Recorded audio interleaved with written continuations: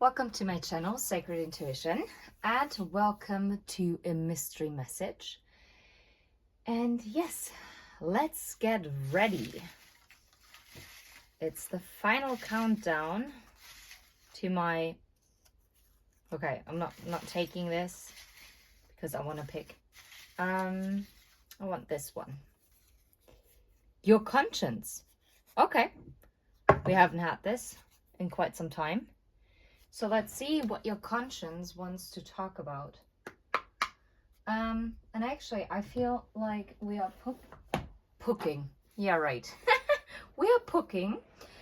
No, we are going to get, an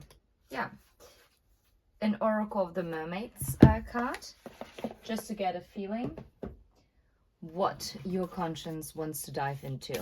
So what's the message from your conscience? And as always, if you vibe, please hit like and subscribe. And yeah, if you resonate, leave a comment. But of course, only if you feel guided to, and or hit the share button even if you don't share. Okay, those are quite a lot of cards. We're gonna have a look at it. The present, receptivity, the Selkie and her skin. Huh. Interesting energy. Underneath the deck, honor the masculine. Okay. So the present, gift, treasure, revelation of own value, nowness. Now that goes very much hand in hand, doesn't it? Number 12. Number 3, receptivity. Allow yourself to receive, allow yourself to give. And the Selkie and her skin, reclaiming your authenticity. Now, because underneath the deck was the honor the masculine, I feel like it's also about balancing the feminine and masculine within yourself. And to not only be present in your life and the activities that you do, but also to be present with yourself. Not only with people outside of you, but also to be present with yourself. To really consciously take time for yourself and engage in things that open you up to receiving. Doing something creative maybe. And what I love is revelation of own value and reclaiming your authenticity. By being your authentic self, it automatically, oh wow, it's 2202. So 222 might be significant. And by you being authentic, you're also stepping into your self-worth, and you're really embracing your self-worth. Plus number 3 is the Empress energy as well. And number 3 is also kind of like the number of ascended masters. It's about communication as well, and collaboration. And again, the number 12 card, yes, of course, it's the Hanged Man, but it's also again in number 3. 2 and 5 equals 7, so it's the Chariot energy.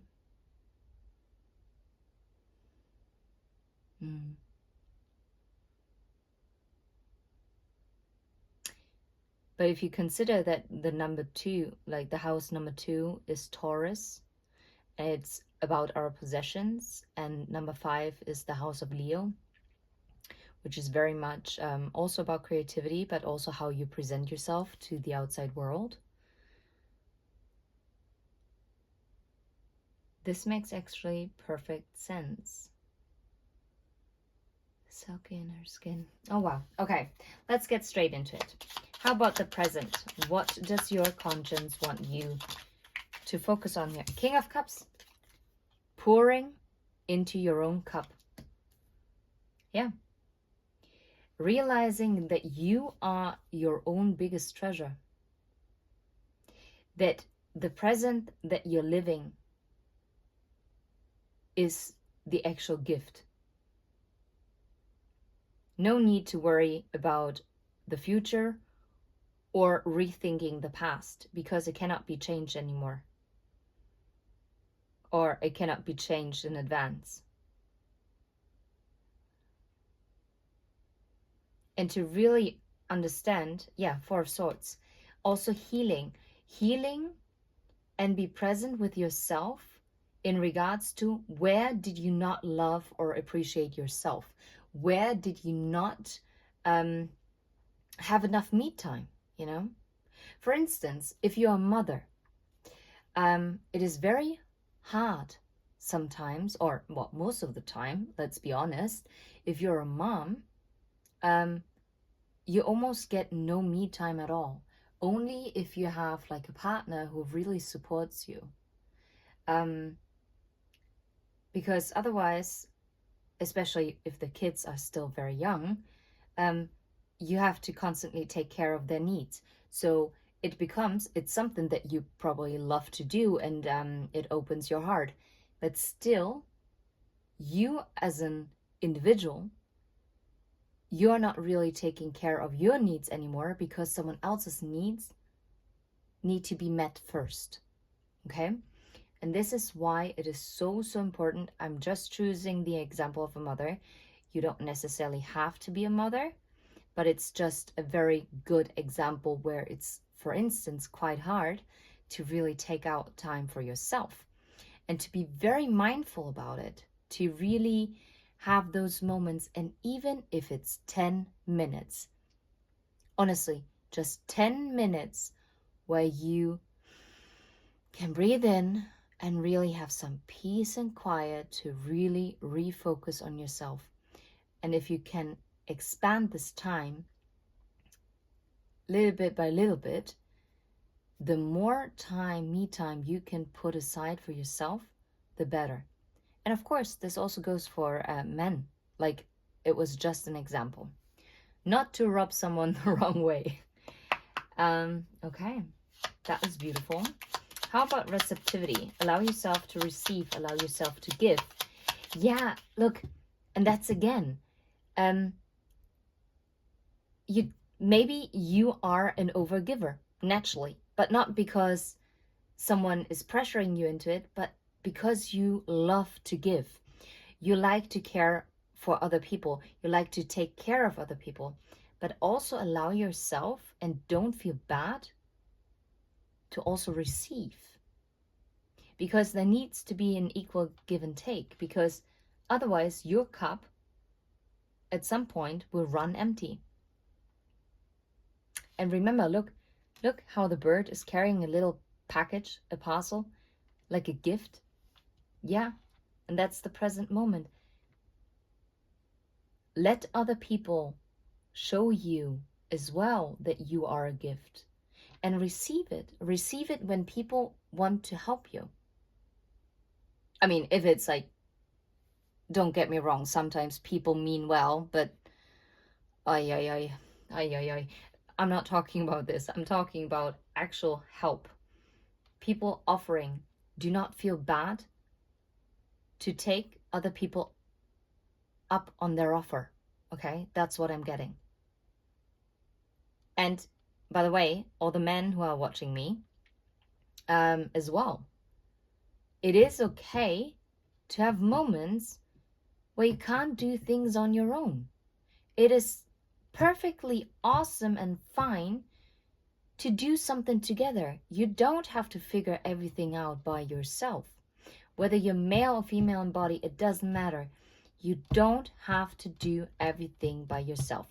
If you constantly are in this survivor mode and always in this hyper independence mode, this is a trauma response. And yes, it probably got you to the point where you are at, but maybe it's time now to step back and actually have a look and just realize how far you've come. What does your present look like? Do you still have to be always the one who always gives? Or are you now in a healthy partnership where you're actually like, oh yeah, I can completely trust? Or you have a very good, healthy friend circle around you, where you all support each other, and where it's also completely fine that you have your off days, right? That you maybe can like breathe, like completely breathe and let go. Okay, maybe that's also what your conscience wants to like focus on. Take a step back. Do you actually still have to use the same coping mechanisms that you learned from way before? Or is it now time that you have stepped into a different era, and it's actually the time to also start acting accordingly, to adapt your behavior? And this is like reclaiming your authenticity. And I love it because this woman that is depicted here has like this skin, but underneath she's completely naked, right? It's vulnerable. And being authentic also means to be vulnerable. Because yeah, there will be people who don't like you. But who cares? Then that is the moment in time where it's time to let those people go. You know what? You just hold the door open and you just wave them goodbye. You might even give them a cake on their way out. Other people don't get a cake, other people just get a kick in the bum. Just get them a bit faster out the door. Sorry, just to lighten the mood a little. Okay, how about receptivity? Hierophant. I kid you not, it's about your belief system. What did I tell you? Maybe you've been so stuck in hyper-independency that you might have failed to actually realize that those structures that you've built for yourself, they might not actually be needed anymore. Look, the Emperor and the Hermit. Okay? The Queen of Wands and the Three of Pentacles. Also like working together, right? I don't know why, but I think this is such a great community all together. Those are very, very strong individuals. Every single one of them. The enlightened one, the go-getter, and the strategist. And they're all working together. Yeah. Look, the Eight of Cups. Walking away from coping mechanisms that don't serve you anymore. Wave them goodbye. Like I said with the open door, right? Just toodles. Or maybe not toodles, but yeah. So I'm going to put this back, actually. How about the Selkie and her skin? Interesting that it fell to the King of Cups, and I do feel that those two are very very connected. And with the Knight of Swords, it also talks about really communicating your authenticity, voicing your truth, being your authentic self. Yeah, the Fool, taking this leap. And if that means that you will show up in your community completely different, then so be it. If you show up differently at your workplace, so be it. It's time maybe to change your skin. If you have outgrown your skin, take it off and get comfortable with the new skin that you're in, because that is you now. Okay? Anything else with the present? Do we get anything more? Yeah, Queen of Swords. Honestly, King of Cups, Queen of Swords, very powerful energies. I like this. King of Pentacles and the High Priestess. Wow. I mean, those are all court cards and major arcana. So, yeah. And again, this goes hand in hand with the Selkie and her skin as well. The Queen of Swords is someone who has very strong and healthy boundaries. Revelation of own value. It talks about your self-worth, knowing how far you give and where you draw the line, right? because you also treasure your own time, your own present moment, okay? Because time is precious. Time is the only thing that you cannot get back. This is why I personally believe, no, not only me, but I also think so, time is the most valuable thing that we have in this life. Time is the most valuable thing.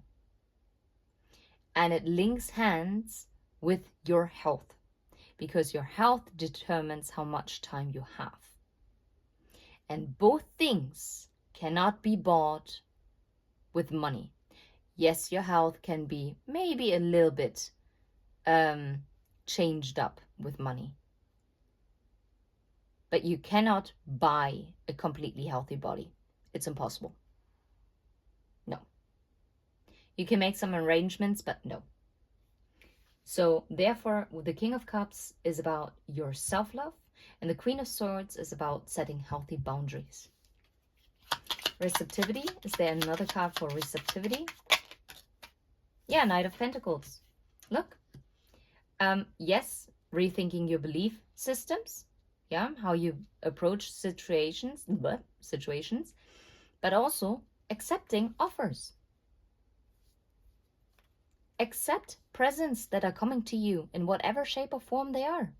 Whether this is someone investing in you, monetary, or someone is investing in helping you out with a chore.